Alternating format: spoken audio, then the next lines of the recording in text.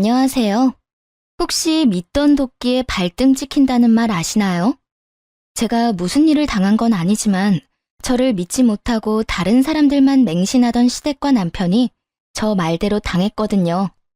다시 생각해도 웃긴 이 사람들이 요즘 떠올라서 다른 사람들과도 이야기를 나눌 겸 사연글을 쓰게 됐어요. 저는 30대 젊은 이혼녀로 다행히 애가 없어 깔끔하게 이혼하고 혼자 살고 있어요. 만약 아이가 있었다면 나무꾼에게 잡힌 선녀처럼 애들 때문에 떠나지도 못하고 그 인간들 헛짓거리를 속 터지게 보고 있어야 했을 텐데 이렇게 제자리를 찾게 되어 참 다행이라는 생각이 들어요. 그때는 애가 생기지 않아 스트레스를 받았었는데 일이 이렇게 되고 나니 차라리 다행이다 싶어요. 저와 남편은 평범한 부부였어요. 연애 때는 꽤 즐거웠지만 결혼 후에는 조금씩 식어가는 여느 다른 부부들과 다름없었죠. 남편과의 관계가 전처럼 뜨겁지 않다고 해서 또 남편의 애정이 점점 식어간다고 해서 그걸 마음에 안 들어 했다는 건 아니에요. 영원한 감정은 없다고 생각하거든요. 다만 사랑이 정으로 바뀌는 정도의 변화만 있을 거라고 생각했고 시댁과의 관계도 조금씩 열매가 익듯 뭔가 결실이 맺힐 거라고 믿었어요. 어떻게 남편 쪽은 그렇게 이해하고 넘어갔지만 시댁 문제는 쉽게 해결되지 않더군요. 시모에게는 신우라는 아주 강력한 아군이 있었거든요. 남편보다 3살 어린 신우는 결혼할 때부터 저에게 큰 시련을 주는 사람이었어요. 새언니, 저 투자하는 곳이 있는데 같이 해보실래요? 저한테 돈 주시면 불려서 돌려드릴게요. 저 투자 잘해요. 야, 넌 그런 건 오빠한테 먼저 이야기해야지. 새언니부터 공략하고 있어. 아가씨, 말씀은 고마운데 저는 투자를 안 좋아해요. 직접 하는 것도 아니고 남 통하는 거면 더 못하겠더라고요. 신우는 처음 만났을 때부터 투자를 해보라고 권했어요. 신우가 누리는 모든 것이 투자에 성공한 결과라고 생각하면 혹할 만도 하지만 저는 직접 손대지 않은 건 믿지 못하는 성격이었거든요. 그래서 신우의 말을 따라 투자를 한 적이 없었죠. 오히려 남편과 시모에게 뭔가 수상하다고 이야기한 적도 있어요. 아가씨가 투자한다고 말한 거 조심해야 할 것 같아.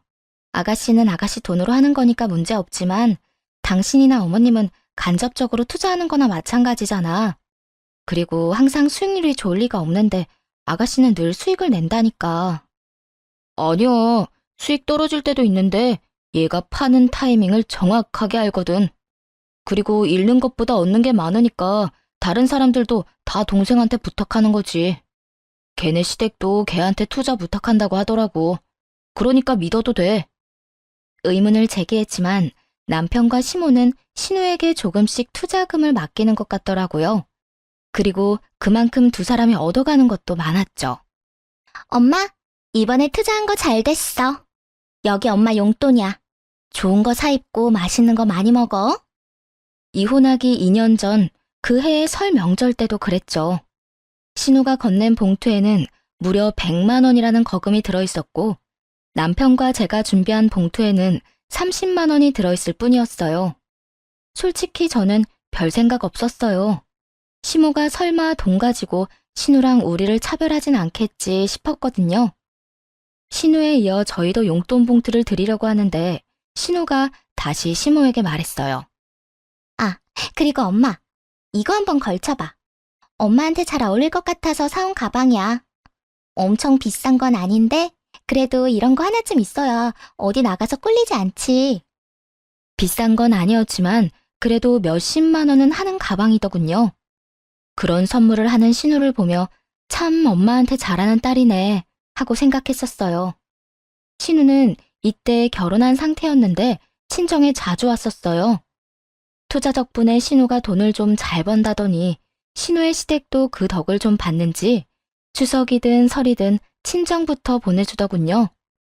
자기 엄마에게 하는 것처럼 시어머니에게도 선물과 용돈 공세를 하는 모양이었어요. 뭐, 돈 잘 벌면 그럴 수 있죠. 게다가 투자로 돈을 번다니 머리가 좋지 않으면 그렇게 할 수 없잖아요. 그러니 더 대단한 사람처럼 보이는 거예요. 이때만 해도 그저 신우가 돈 버는 재주를 가지고 있고 재물복을 강하게 타고났나 보다 하고 생각했어요. 그리고 당연히 그런 신우를 시모는 엄청 좋아했죠. 아유, 뭐 이런 걸 다 사와. 나는 이런 거 없어도 된다고 했잖니. 그러면서 저희가 사들고 온 과일이며 건강기능식품은 쳐다보지도 않고 저쪽으로 밀어서 치워버리더군요. 참 섭섭하긴 했지만 그렇다고 화낼 수도 없었죠. 좋은 날 굳이 화내서 뭐 하겠어요. 그런데 시모가 그런 저의 가슴에 불을 질러버렸어요. 아유, 우리 딸 데려간 집은 호강하네.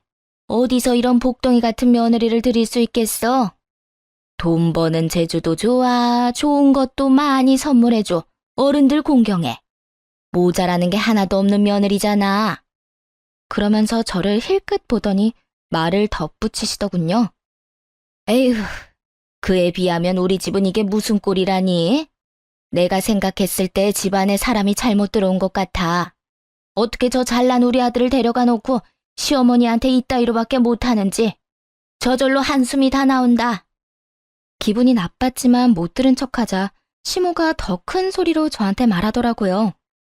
내가 우리 딸은 듬직하고 믿음직스러워서 걱정이라고는 안 했는데 집안에 새 사람이 들어오고 나니 오히려 더 걱정되고 마음이 불안하네.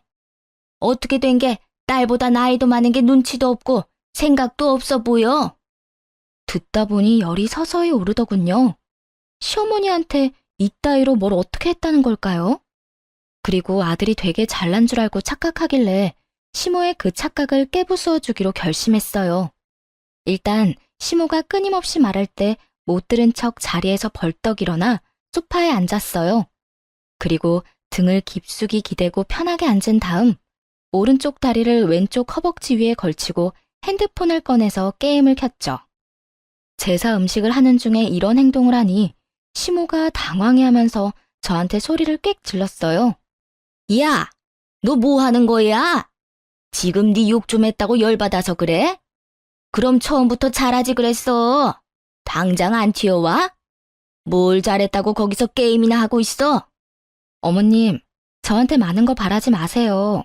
지금 저 어머님의 그 잘난 아들이 처갓집에 있을 때와 똑같이 있는 거니까요.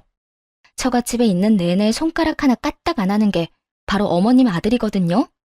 장인 장모가 아무리 힘든 일을 하고 있어도 말이에요. 뭐? 앞으로 어머님의 자랑스러운 아드님이 처갓집에서 하는 거랑 아주 똑같이 제가 어머님한테 해드릴 테니까 걱정하지 마세요. 그러면 어머님도 별다른 불만 없으실 거 아니에요. 그러면서 더 느긋하게 다리를 꼬고 시모와 남편을 삐딱하게 쳐다보며 말했죠. 그랬더니 남편놈 얼굴이 새빨갛게 변하더군요. 내가 언제 처갓집에서 그랬어. 거기서 편하게 있었던 건 줄 알아? 나도 불편한데 참고 있었다고. 너무 불편해서 이런 자세로 푹 쉬다 왔어? 하긴 우리 집에는 너한테 뭐 시키는 사람 아무도 없잖아. 그런데 나는 요리도 하고 청소도 하고 어머님 심부름도 하고 있는데 왜 욕을 먹지? 제 말에 시모가 부들부들 떨더군요. 그때 신우가 나섰어요. 언니, 그런 식으로 받아들이지 마요. 여태껏 나랑 손발 맞춰서 해오다가 새언니랑 같이 하다 보니 엄마가 아직 익숙하지 않아서 그래요. 어쩌겠어요. 엄마도 편한 사람이 좋은 거죠. 신우의 말을 듣고는 옳았구나 싶었어요. 이참에 아주 쏙 빠져버릴 수 있는 좋은 기회라고 생각했거든요. 그래서 시모에게 말했죠. 어머, 그래요? 어머님, 아가씨가 그렇게 좋고 믿음직스러우셨군요. 그러면 그냥 아가씨랑 제사상 계속 차리는 건 어떠세요? 제가 빠져드릴게요. 괜히 이렇게 끼어있는 것도 눈치 없어 보이고 좋은 자리에 못난 며느리가 껴서 뭐 하겠어요. 그쵸? 넌 며느리가 돼서 일도 안 하겠다는 뜻이야? 어떻게 그런 말을 함부로 할 수가 있어? 머리가 제대로 달리긴 했니? 생각이란 걸 하긴 하는 거야. 어떻게든 일 안 하고 싶어서 수쓰는 거 보니 아주 싹수가 노랗네. 그런 식으로 몰아가시려고요? 어머님이 먼저 저랑 아가씨 비교하셨잖아요. 그렇다고 제가 일을 안 했어요? 일하고도 욕 얻어먹는 게 그리 기분 좋지 않으니까 빠져드린다고요. 결국 그날은 완전히 파탄나 버렸어요. 솔직히 제 입장에서는 아주 홀가분했죠. 시댁의 이 차별하는 분위기를 어떻게든 한번 정리하긴 해야 했거든요. 신우가 돈 잘 버는 건 잘 버는 건데 그렇다고 저희가 자식으로서의 도리를 못하고 있는 건 아니잖아요. 저희도 충분히 성의를 보이고 최대한 잘하려고 노력을 하고 있는데 시모가 저런 식으로 색안경을 끼고 본다든가 신우에게만 콩깍지가 씌어서 저희를 아주 쭉정이로 본다든가 하면 안 되는 거죠. 사실 남편이 나서서 이런 분위기를 끊어줬어야 했어요. 하지만 남편놈은 그런 걸 할 줄 모르는 건지 아니면 하기 싫은 건지 아예 못 본 척하며 간섭조차 안 하더군요. 그래서 이왕 이렇게 된 김에 저도 마지막으로 폭탄 하나 더 터뜨렸어요. 이미 제 행동과 말들로 시모의 속이 상할 대로 상했을 테니 확인 사살을 시켜버리는 게 나을 것 같았거든요. 그래야 이 상황에서 저한테 화내는 게 왜 잘못된 건지 알 테니까 말이죠. 그리고 용돈 적게 드리는 것 때문에 저랑 아가씨랑 비교하진 마세요. 애초에 비교할 상대가 잘못됐거든요. 시모는 그게 무슨 소리인지 몰라 어리둥절해 하더군요. 제가 뭘 터뜨리려는지 알고 있는 남편놈은 얼굴을 일그러뜨렸고요. 그 모습을 동시에 보면서 곧 터질 폭탄을 기대하는 마음으로 시모에게 말했어요. 어머님께 드리는 용돈 전부 남편 지갑에서 나온 거예요. 저는 그 용돈과 관련해서 어떤 것도 터치한 적 없어요. 액수조차 남편이 정했죠. 그러니까 따지고 싶다면 남편과 아가씨를 비교하세요. 그래야 맞는 거예요. 저는 어머님이 비교하시는데 끼일 사람이 아니라고요. 그게 무슨 소리냐, 얘? 이게 무슨 소리야?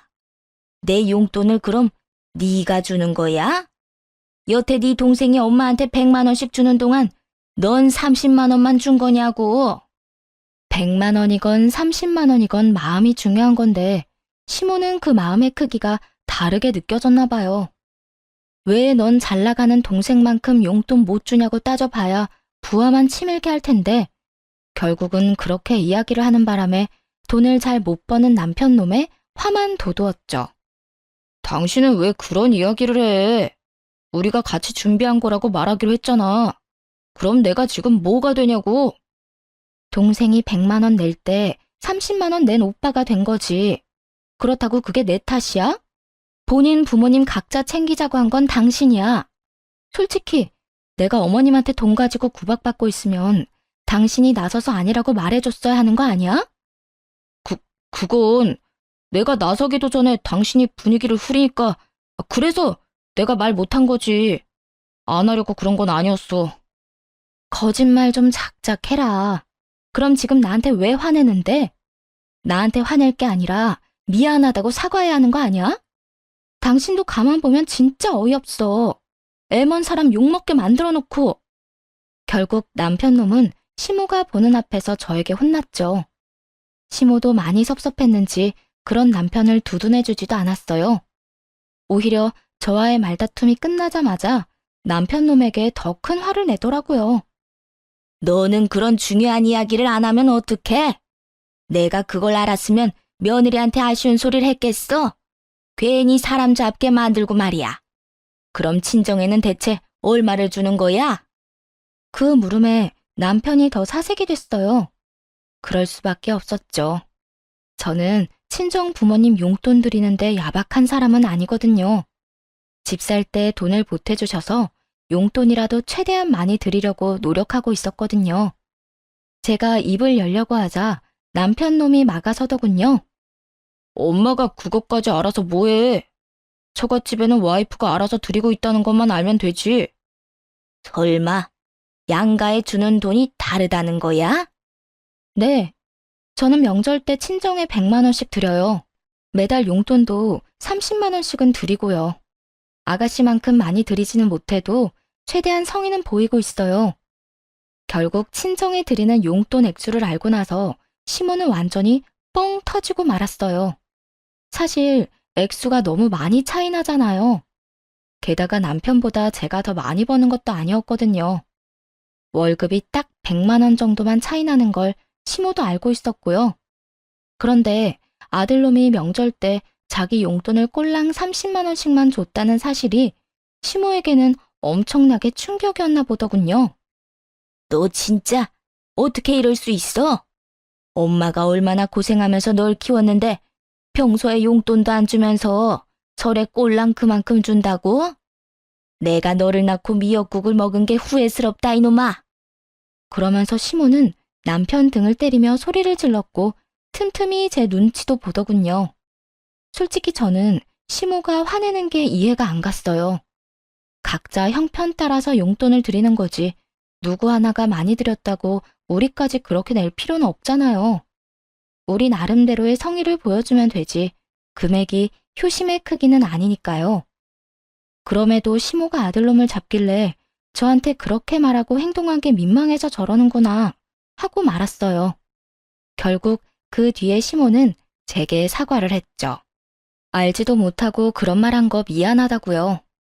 그렇지만 뒤늦게 미안하다고 한들 이미 마음속에는 시모에 대한 불신이 쫙 깔려버렸고 벽까지 생겨버렸어요. 그래도 이때만 해도 이혼까지는 생각하지 않았어요. 고작 말다툼했다고 이혼하는 집은 잘 없잖아요. 물론 있을 수도 있지만 그 정도까지 상처받은 건 아니었거든요. 그렇게 2년의 시간이 흘러 추석이 다가왔어요. 딱히 상황이 변한 건 아니어서 저는 당연히 시댁에 간다고 생각하고 있었죠. 그래서 짐을 싸는데 남편 놈이 갑자기 저한테 그러더군요. 여보, 짐 안 싸도 돼. 이제 우리 집에서 명절 지낼 거야. 그 말을 들은 순간 눈앞이 노래졌어요. 그렇게 중요한 사항을 추석 이틀 전에 이야기해주다뇨. 뭐? 그럼 미리 말했어야 할 거 아냐. 제사 준비면 뭐며 아무것도 안 돼 있는데. 게다가 시부모님이 여기 오셔서 주무실 텐데 이불조차 제대로 된 게 없다고. 신혼집은 시댁보다 시내에서 멀었기 때문에 남편과 제가 시댁에서 하룻밤 자면 잤지 시부모님이 집에 오신 적은 없었어요. 친정 부모님이 놀러 오셔도 따로 호텔을 잡아드렸을 정도였거든요. 솔직히 이때까지만 해도 남편이 상의도 안 하고 혼자 결정한 거라고 생각했어요. 시모가 굳이 우리 집에 오겠다고 할 일이 없었으니까요. 당신 혼자서 이런 일을 결정하면 어떡해?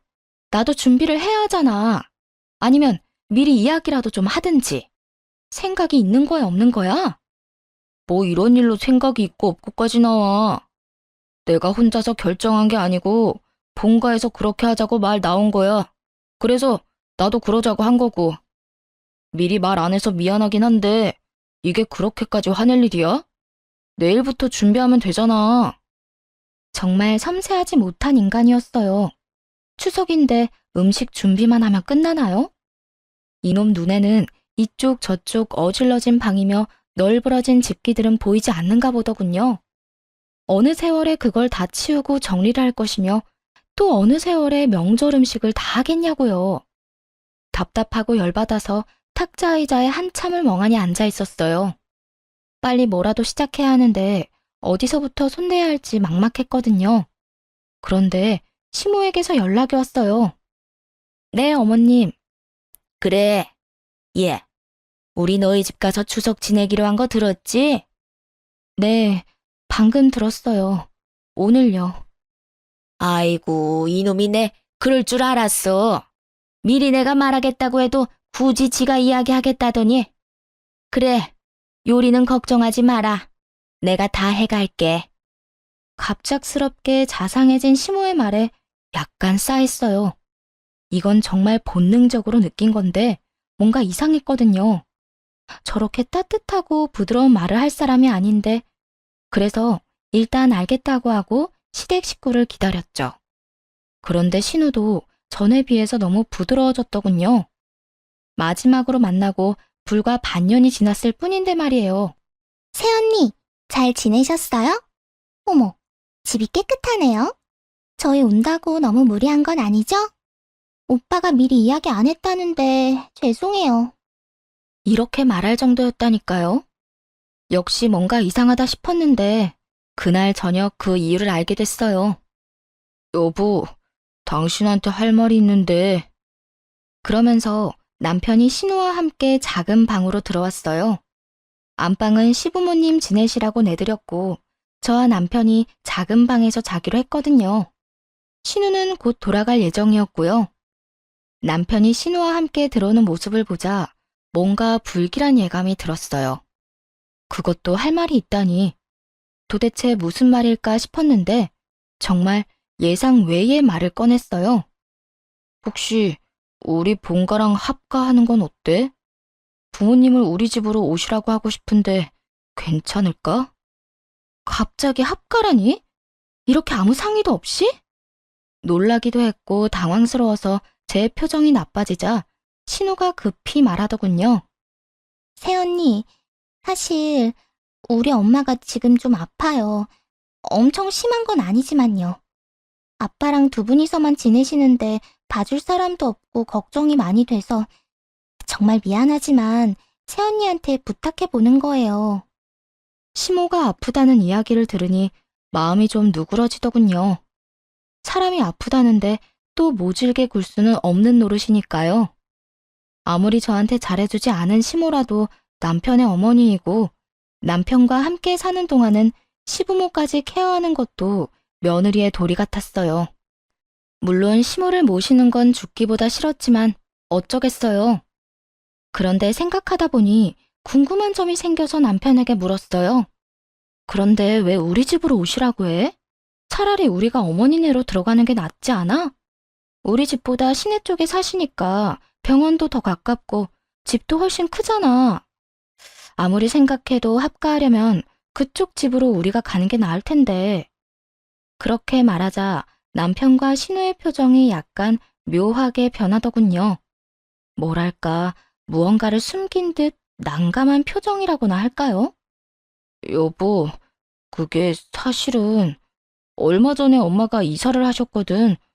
좀 멀리 외곽 쪽으로 나갔는데 평수도 줄고 집 상태도 그렇게 좋지 않더라고. 그래서 엄마 몸이 더 안 좋아질까 봐 우리 집에서 모시자고 한 거야. 뭐? 예전 시댁이 얼마나 좋은 집이었는데 시내랑 가까워서 집값도 비쌀 텐데 그런데 그 집을 팔았다고? 도대체 왜? 사실 엄마가 돈 쓸 곳이 좀 있어서 집 팔아서 좀 작은 곳으로 가셨어. 그런데 갑자기 아프게 될 줄 누가 알았겠어. 물론 집 한 돈으로 병원비도 좀 냈지. 하기야, 병이 사람과 상황을 가리면서 오는 게 아니잖아요. 나도 모르게 병에 걸리는 것인데 안 좋은 시기에 그렇게 되는 경우도 많긴 하죠. 주변의 이야기를 들어봐도 꼭 나쁜 상황과 나쁜 일이 겹치더라고요. 이때까지는 당연히 시모도 그런 상황인 줄로만 알았죠.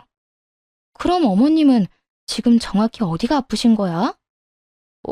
그게 암이시래. 그래도 엄청 심한 건 아니고 일기라서 그냥 통원 치료를 해도 괜찮다고 하던데. 따로 암에 걸려본 적도 없고 주변에도 암에 걸린 사람이 없어서 남편이 그렇게 말하니 그런가 보다 했죠. 그래서 결국 합가를 허락할 수밖에 없었어요. 시댁 집은 그대로 놔두고 오실 테니 몸 상태가 좋아지면 다시 돌아가실 거라고 생각했거든요. 일기면 생존율도 높고 거의 정상처럼 지내는 분들도 많으니까요. 그렇게 저와 남편 그리고 시부모님의 합가가 시작됐어요. 생각보다 신경 쓸 건 많이 없었어요. 시모가 웬일로 까다롭게 굴지 않고 평상시와 다르게 굉장히 잘 대해주더라고요. 그래서 그런 생각이 들었어요. 사람이 죽을 때가 되거나 많이 아프면 변한다더니 그래서 시모가 변했나 보다. 그런데 시간이 지날수록 뭔가가 이상한 거예요. 아무리 봐도 시모가 아픈 사람처럼 보이지 않더라고요.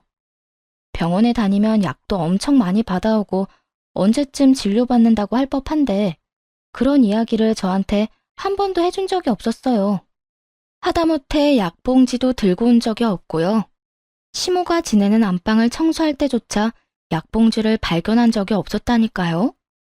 또 보험회사에 낼 서류도 보이지 않았고요. 그 중에서도 가장 수상한 건 시모가 저하고는 단 한 번도 병원에 같이 간 적이 없다는 사실이에요. 솔직히 아픈 시모가 우리 집에 와서 지낸다고 했을 때 병시중을 들어야겠구나 싶어 내심 막막했거든요. 그런데 시모는 저한테 자기 병시중을 들라고 절대 안 하더라고요. 병원에는 무조건 남편이나 신우와 함께 갔고요. 그러던 어느 날 집에 도착했는데 안방에서 큰 소리가 나더군요. 언성이 너무 높아 제대로 이야기가 들리지 않아서 방문을 벌컥 열고 들어갔어요. 어머님, 아가씨, 이게 웬 소란이에요? 무슨 일 있어요? 제가 들어가자마자 두 사람이 정말로 짠 듯이 싸움을 뚝 그만두더군요. 그러면서 마치 싸운 적도 없다는 듯 저한테 그랬어요. 세아가 아무것도 아니다. 그냥 잠깐 할 얘기가 있었는데 언성이 좀 높아졌나 보구나. 맞아요, 새언니. 별거 아니에요. 그럼 전 먼저 가볼게요. 그렇게 찝찝함을 남기고 신우가 떠나고 시무는 정말 아무 일 없었다는 듯이 지냈어요. 그런데 그 뒤로 이상한 일이 벌어졌어요. 이제 시무가 신우와 같이 병원에 안 간다는 거예요. 그렇다고 시무 혼자서 병원에 가는 것도 아니었어요. 뭔가 수상하다는 생각이 들었죠. 왜 병원을 안 가지? 죽을 날을 받아놓은 것도 아니고.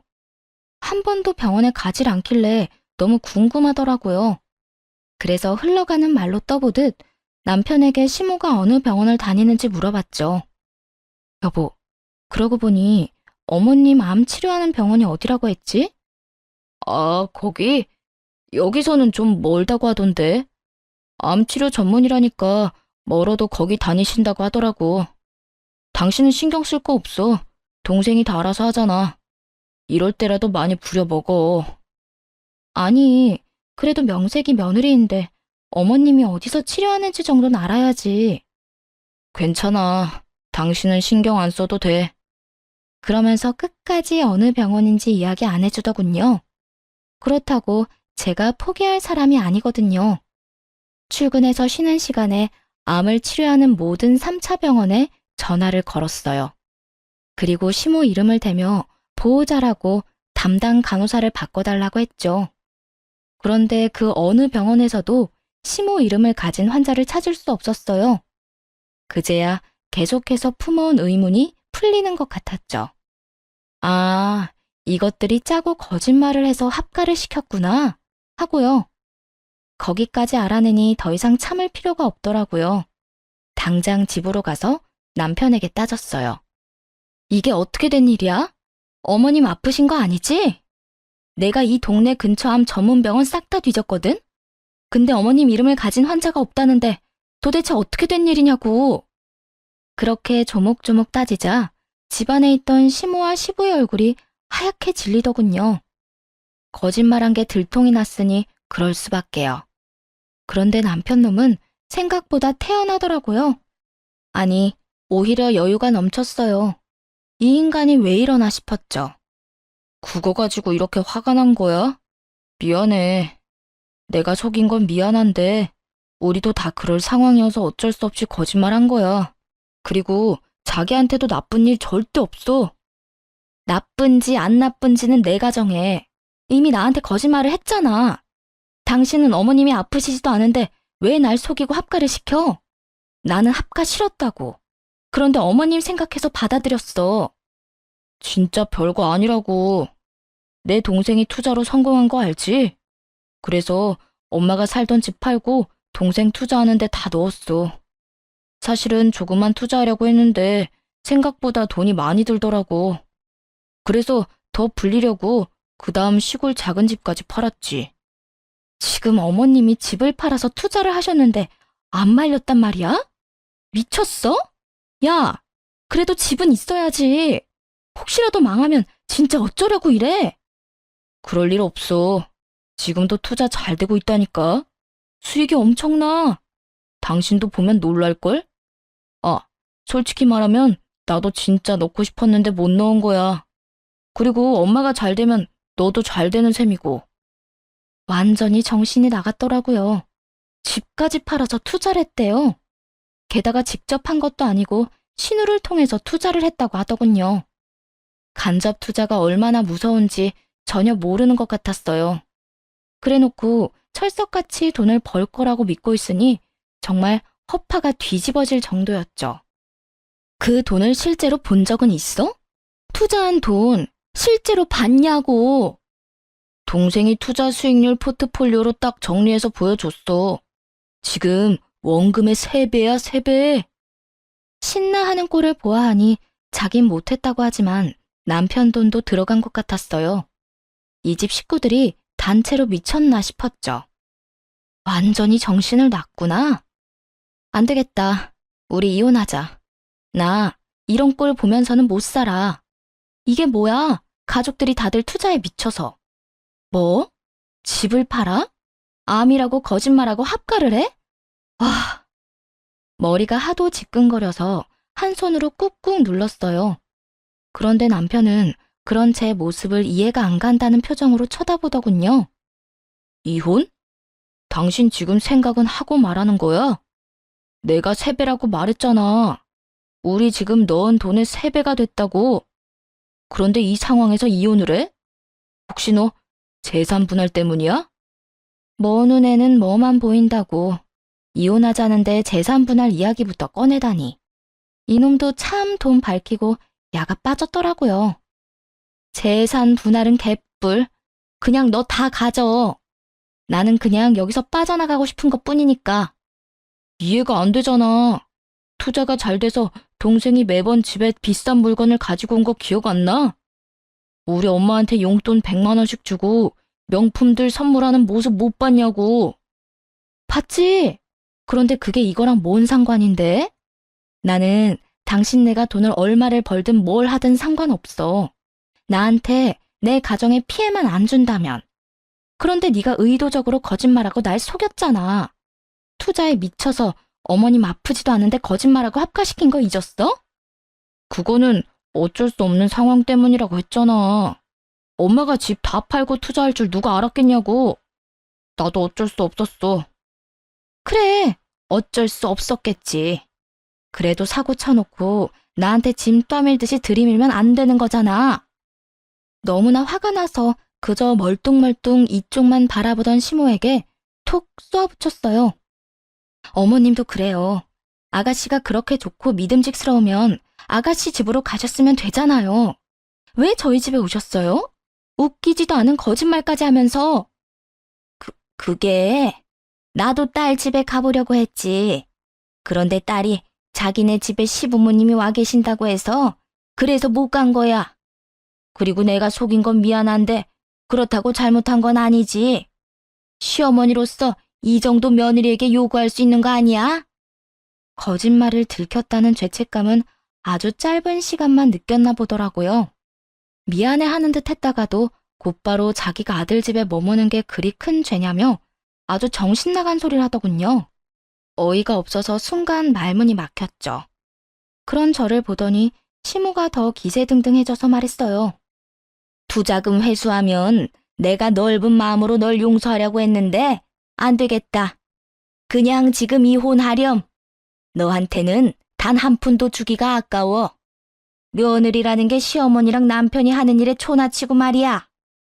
제가 할 말 대신 해주셔서 감사하네요. 이혼해. 다시 말하지만 난 그 돈 하나도 필요 없거든. 그거 다 갖고 가서 뭘 하든 당신 알아서 해. 나한테 한 푼도 줄 필요 없고 그 돈으로 뭐 했는지 알려줄 필요도 없어. 남편도 결국 나중에 가서 후회하지나 말라며 큰 소리를 떵떵 치고는 이혼한다고 했어요. 깔끔하게 합의 이혼이 됐다면 좋았겠지만 그 후에 짜증나고 구질구질한 일들이 벌어져 이혼은 결국 소송으로 번지게 됐죠. 두 사람이 신혼집에 딱 절반씩 보탰고 그래서 부부 공동 명의로 되어 있었거든요. 그런데 이 빌어먹을 개 같은 인간이 신혼집을 담보로, 아니 정확히 말하면 자기 지분에 대한 주택담보대출을 끌어다 쓴 거예요. 저한테 한마디 말도 없이.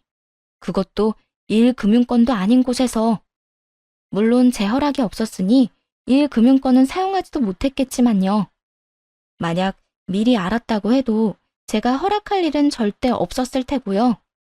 게다가 더 열받는 점은 대출받은 그 돈을 몽땅 신우에게 줬다는 거였어요. 그러니까 남편놈이 신나서 말한 수익률은 시모의 돈뿐만이 아니라 남편놈의 돈에 대한 내용이기도 했다는 걸 이혼하면서 알게 됐죠. 이 일을 통해 저는 삼중으로 충격을 받았어요. 시모가 전 재산을 신우에게 털어넣었대서 1차로 충격을 받고 아픈 척 우리 집에 들어와 합가해 지냈다는 것에 2차로 충격을 받고 마지막으로 남편 놈이 몰래 대출받아 신혼집 처분하기가 복잡해져서 충격을 받고 그래서 남편과 격렬하게 이혼 소송을 할 수밖에 없었어요. 당연히 판결은 제게 유리하게 났죠. 유책 사유가 거의 남편에게 있었으니까요. 남편이 대출받았다는 사실을 알았을 때 저 몰래 빌려다 쓴 돈을 증거로 남편의 유책 사유를 더욱 공고히 해뒀거든요. 판결 내용을 가지고 가서 남편에게 말했어요. 빨리 동생한테 가서 돈 받아와. 나한테 집값의 절반에다 위자료까지 싹 다 주면 이 집 줄게. 그러면서 일부러 남편 놈과 시모를 신우에게로 보냈어요. 사실 신우가 시모와 남편을 속이고 있었거든요. 왜 저번에 시모와 신우가 저희 집에서 엄청 싸웠잖아요. 그때 왜 싸웠나 싶어서 한번 알아보려고 신우 뒤를 따라간 적이 있었어요. 그런데 그때 보고야 만 거죠. 신우의 실체를. 남편과 시모가 떵떵거리면서 돈 찾아오겠다며 떠나고 몇 시간 뒤 두 사람이 완전 사색이 돼서 집으로 돌아왔더군요. 저는 일부러 빈정거리며 말했죠. 어디 투자의 귀재인 아가씨한테 돈 잘 받아왔어? 빨리 줘. 나도 나가게. 당신 언제부터 알고 있었어? 내 동생 망한 거 언제부터 알고 있었냐고. 지금 그걸 물을 상황인가요? 그 많은 돈을 어떻게 구할지가 더 걱정일 텐데 그래도 궁금해하니 답해줬어요. 어머님이랑 아가씨가 우리 집에서 싸우고 사이 서먹해졌을 때부터 알았지. 아가씨 엄청 허름한 데서 지내더라고. 그것도 시댁 사람들한테 구박받아가면서. 그걸 왜 지금 알려주는 건데? 알았을 때 바로 이야기해줬어야지. 지금 상황이 완전히 엇같이 됐다고. 아, 내 돈! 남편 놈이 처절한 절규를 내지르더군요. 시모가 아프다고 속일 때는 몰랐을 텐데 이제는 제 마음을 깨닫게 됐을 거예요. 남을 속인다는 게 얼마나 나쁜 짓인지. 자기 눈에 피눈물이 나봐야 남을 울린 게 얼마나 큰 잘못인지를 알 테니까요. 뒤이어 시모가 들어왔는데 신우를 연행해 가는 것처럼 끌고 오더라고요. 그리고 신우의 입을 통해 사건의 전말을 들을 수 있었어요. 정말 골 때리는 상황이었죠. 오빠, 엄마, 정말 미안해. 나도 투자가 실패할 줄은 몰랐어. 시댁에서 받은 돈까지 다 잃는 바람에 오빠랑 엄마 돈으로 시댁 투자금 메꿨어. 그런데 오빠랑 엄마한테 계속 뭐라도 줘야 하니 어쩔 수 없이 좀 더 작은 집으로 이사 간 거고. 결국 그런 신우의 계략으로 시모와 남편은 투자가 잘 되고 있다고 믿게 됐고 더 큰 돈을 신우에게 갖다 바친 거였죠. 정말 바보들 아닌가요? 어떻게 그렇게 큰 돈을 투자하는데 직접 하지도 않는지. 그래놓고 저렇게 철석같이 투자가 잘 되고 있다고 믿는 것도 신기했고요. 아무리 가족이라도 돈 문제는 철저히 다뤄야 하는데 그러지 못했으니 결국에는 피를 보게 됐잖아요. 신우의 고백에 시모와 남편은 아예 무너져 버리더군요. 그럼 투자를 했다는 것도 거짓말이었어? 투자를 하긴 한 거야? 어떻게 된 건데? 엄마 돈은 다 어디로 갔어? 내 돈으로 설마 너희 시댁 투자금 다 물려준 건 아니지? 투자가 조금이라도 되긴 한 거지. 엄마, 미안해. 시댁에서 준 투자금이 엄청 많았어. 그래서 엄마가 집 팔아서 준 돈만으로는 다 갚을 수가 없어서 오빠한테까지 손을 벌리게 된 거야. 엄마랑 오빠 돈은 아예 투자하지도 못했어. 미안해. 흐느끼는 신우의 망연자실한 시모, 그리고 화가 나서 발광하는 남편. 집이 아주 난장판이 됐죠. 그래도 이제는 제 알바가 아니라 아주 냉정하게 남편에게 말했어요. 지금 당장 은행 가서 후순위 주택담보대출 신청해. 어차피 한도 끝까지는 못 뽑았을 거 아니야. 일단 그거 신청해서 나온 돈은 나한테 주고 나머지 금액은 당신이 어딜 가서든 구해와. 당장 퇴직을 해서 퇴직금이라도 받아오든지. 퇴직? 왜 이렇게 성급하게 굴어? 너 이 집 필요 없어? 나보다는 네가 더 급하잖아. 나는 친정으로 가면 당장 잠잘 곳은 있다지만 넌 뭔데? 가족들 다 데리고 길거리에 나앉으려고? 우리 집이 있는데 왜 내가 길거리에 나왔는데? 여기 내 지분도 있다고. 웃기시네. 있었겠지. 지금은 대출 받아놓고 다 날려먹어서 이 집 팔아도 네 지분 하나도 없어. 그리고 당신이 허락 안 해주면 어차피 팔지도 못하니 하는 말이잖아. 이 집 너한테 넘겨줄 테니까 빨리 돈 가져오라고. 그제야 남편놈은 자기 발등에 불이 떨어진 걸 알아채더군요. 어떻게 온갖 방법을 다 동원해 돈을 만들어 왔어요. 하긴 이혼 판결이 났으니 하루라도 빨리 돈을 마련해야 이자를 안 내잖아요. 이혼에 의한 재산 분할로 남편놈에게 소유권을 이전하니 고스란히 선순위와 후순위 대출이 안겨졌고 남편놈은 이자 폭탄을 맞게 됐어요. 그래도 솟아날 구멍이 있긴 했죠. 이 집을 팔아서 대출을 갚은 뒤 차액으로 월세집을 구하면 되거든요. 물론 부모까지 모시고 살 적당한 가격의 월세집을 구하기가 어렵겠지만요. 월세는 매달 돈이 계속 나가는 건데 게다가 저한테 줄 돈을 마련하려고 차도 팔고 신용대출까지 끌어쓴 터라 이자 말고도 갚을 빚도 많았죠. 뭐 남편놈 상황이야 어찌됐건 이제는 저랑은 상관없는 이야기였어요. 저는 그 집에서 탈출하기만 하면 됐으니까요. 짐을 모두 정리하고 가져갈 것만 싸서 나오는데 시모가 저를 아주 원망 어린 눈으로 쳐다보더군요. 이렇게까지 해야 했니? 좀 더 시간을 두고 해결했어도 될 일이잖아. 뭐가 그렇게 급해서 이 난리를 쳐가며 이혼까지 하고. 너한테 우리는 가족이 아니었던 거지? 저를 가족 취급해 주신 적 있으세요? 그렇게 믿고 따르던 건 제가 아니라 아가씨였잖아요. 솔직히 며느리보다 딸을 더 믿으셨으니 일이 이렇게 된 거고요. 저한테 말도 없이 사고 쳐놓고 이제와 원망하시네요? 전 잘못한 게 없어요. 다 어머님 잘못이지. 내가 뭘 그렇게 잘못했다고? 나도 다 잘 살아보려고 그런 거였어. 누가 잘 살아보겠다고 전 재산을 갖다 넣어요?